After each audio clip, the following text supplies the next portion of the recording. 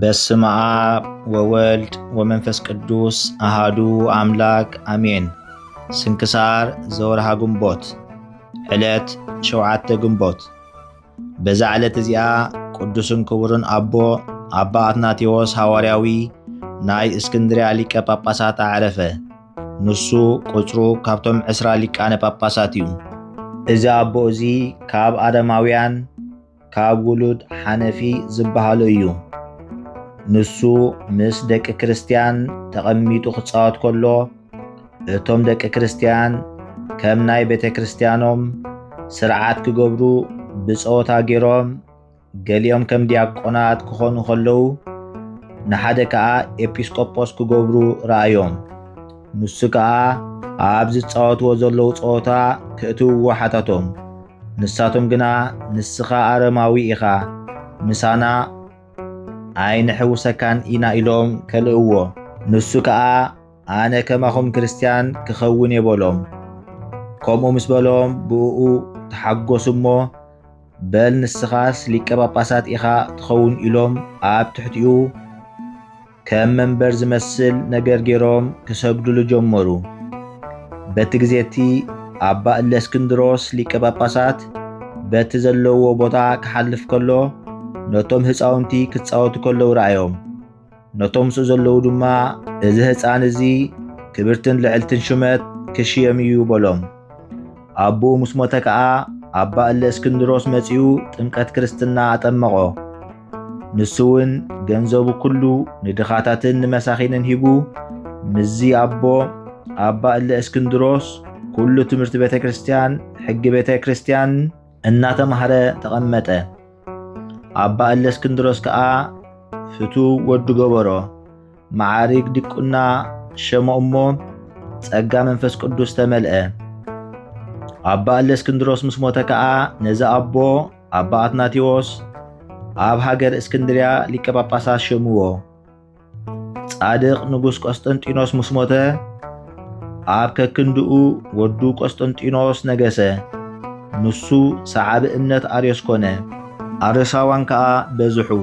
እዚ ቆስጠንጢኖስ ንጉስ ነዚ ኣቦ ኣባ አትናቴዎስ ካብ ሽሞቱ ሰጎጎ።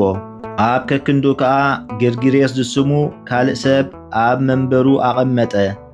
ኣባ አትናቴዎስ ከዓ ኣብ ስደት ኣብ ሃገር ምዕራብ ካብ ሽሞት ተቐንጢጡ 6 ዓመት ገበረ። ኣብቲ ዝነበሮ ቦታ ቤት ጣዖት ነበረት። ናብኣ ብዙሓት ሰባት ይእከቡ ነበሩ። ነታ ቤት ጣዖት ብዙሕ ምግባር ሰይጣውንቲ ነበራ። ንሱ ግና ንጎይታ ኢየሱስ ክርስቶስ ምስጋና ንዑ ይኹን ይልምኖ ነበረ። በታ ልማኑ ከዓ ነታ ቤት ጣዖት ኣፍረሳ። ነቶም ደቂ እተዓዲ ኩሎም መለሶም። ናብ ፍልጠት እግዚኣብሔር ከዓ ኣእተዎም። ድሕሪዚ ጎይታ ናብ ሃገር እስክንድርያ መለሶ። ንግርግርዮስ ከሓዲ ከዓ ሰጎጎ። እዚ ኣቦ ከዓ ኣብ መንበር ሽሞቱ ዳግማይ 6 ዓመት ተቐመጠ። እቶም ኣርዮሳውያን ከዓ ናብ ንጉስ ከይዶም ብሓሶት ከሰስዎ። እቲ ንጉስ ከዓ ሓደ መስፍን ልኢኹ ምስ ሊቀ ጳጳሳት ሮማን አንጾኪያን ሒዙ ኣሰሮ። እግዚኣብሔር ከዓ መልኣኹ ልኢኹ ካብ ቤት ማእሰርቲ ኣውፅኦ። እቲ ከሓደ ንጉስ ሞተ። እግዚአብሔር ከዓ ንቁኑዕ ሃይማኖት ወዱ ሾሞ። ንሱ ከዓ ነዚ ኣቦ ናብ መንበር ሽሞቱ መለሶ። 22 ዓመታት ከዓ ብህድኣትን ብሰላምን ተቐመጠ። እቲ ዝነበረ ህያዋይ ንጉስ ቅዱስ ቀውስጦስ ምስ ዓረፈ ድሕሪኡ ሉድያኖስ ከሓዲ ነገሰ። ነዚ ኣቦ ኣባ አትናቴዎስ ከዓ ደለዮ እሞ ንሱ ግና ካብኡ ሃዲሙ ናብ ላዕላይ ግብፂ ከይዱ ኣብ ሃገር ኣክሚም ተቐመጠ። እግዚአብሔር ንሉልያኖስ ከሓዲ ምስ ኣጥፍኦ ከዓ ህዝቢ ነዚ ኣቦ ኣባ አትናቴዎስ ደለይዎ። ምስ ሰኣንዎ ድማ ናብቲ ዓብዪ ኣቦ ኣባ አንጦንዮስ ከይዶም ሓተትዎ። ንሱ ከዓ ኣብ ሃገር ኣክሚም ከም ዘሎ ነገሮም። ናብ ሃገር ኣክሚም ከይዶም ድማ ብዓብዪ ሓጎስ ኣምጽእዎ። ክሳብ ዕለተ ዕረፍቱ ከዓ ኣብ መንበር ሲመቱ ብሰላምን ብድሓንን ተቐመጠ። መዋእል ሽመቱ 47 ዓመት ኮነ። ብዛዕባ እቲ ብዙሕ ስደትን ድኻምን መከራን ዝበጽሖ ከዓ ሐዋርያዊ ተባህለ። ኣብ ግዜ ዕረፍቱ ከም ዝበለ ኣብ ቅድሚ እግዚአብሔር መጎስ እንተ ደኣ ረኺበ ኣብ ቅድሚኡ ሰጊደ ነዚ ምኵራብ ሰንቢል ጣዖት ከፍርሶ ክልምኖ እየ። ድሕሪ ዕረፍቲ እዚ ኣቦ ድማ ንጉስ ልኡኻቱ ሰዲዱ ነቲ ምኵራብ ሰንቢል ቤት ጣዖት ኣፍረሶ። በረኸቱ ምሳና ይኹን ንዘለዓለም ዓለም ኣሜን። ሰላም ለአትናቴዎስ ከመላእሌሁ ተነበዩ ደቂቀ ክርስቲያን ኩሉ እንዘይትዋነዩ ሊቀ ጳጳሳት ዘኮነ ወምእመነ ክርስቶስ ዲበ ንዋዩ ወተሰሜ ሐዋርያ በኩሉ አያዩ ከመሃሳሩ ብዙሃ ወፈድፋድ ስቃዩ።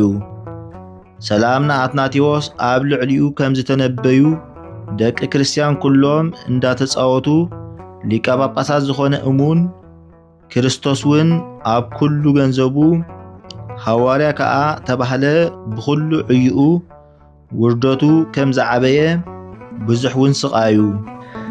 ሰላም ለዮሐንስ ከመ አብርሃም በጽድቁ እምሆልቆ ከዋክብት ዘበዝሁ ወእምሆፃ ባሕሪ ደቂቁ እንዘይጸጉ ምጽዋተ ለእለ ይጽህቁ አህለቀ ልብሶ ወእያትረፈ ለስንቁ